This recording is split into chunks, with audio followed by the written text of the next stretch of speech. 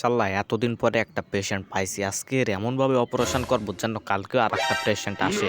প্রথমে এই শালার বুকটা ফেড়ে নিই ভালোভাবে। আরে এর তো হেভি বড় কলিজা, যা তোর কলিজাটা ফেলে দি, একটা বিড়ালের কলিজা লাগিয়ে দিই এখানে। আরে কলিজাটা এত পিছলা যে হাত থেকে, আরে আরে পড়িস না পড়িস না পড়িস না, আরে পড়ে গেল রে। আরে মালার পর মাল্লা বিড়াল, কলিজাটা ছিঁড়ে ফেলিস না, আরে আরে ছিড়িস না, আই হাস। আরে আল্লাহ রে, কলিজাটা দুভাগ করে ফেললো, এখন আমি কি করব? আরে সমস্যা নাই, হাঁস আছে তো, হাঁসের কলিজা এখানে লাগিয়ে দিই, কেউ বুঝতেও পারবে না। যাই এই হাঁসের কলিজাটা তাড়াতাড়ি লাগিয়ে ভালোভাবে সেলাই করে দিই। আমার কাছে তো আবার কোনো রুগীও আসতে চায় না। শালা আমি এমবিবিএস পাস করেছি এত কষ্ট করে, করোনার ভিতরে অটো পাস দিয়ে বেরিয়ে গিয়েছিলাম কোনো রকমে। Pack pack. এই মালা পোমালা, বল আমার সাথে কি করেছিস? আমার গলা দিয়ে এরকম হাসির স্বর বেরোচ্ছে কেন? Pack pack. এই মালা, সত্যি করে বল, তুই আমার সাথে কি করেছিস? তোর নামে আমি কেস করবো, দাঁড়া। এই তো আমার প্রথমবার পেশেন্টের জ্ঞান ফিরেছে, এই আনন্দ তো পুরো গ্রামকে কালকে আমি খাওয়াবো। এই মালার তুই পরে খাওয়াবি, তুই আগে বল আমার সাথে কি করেছিস?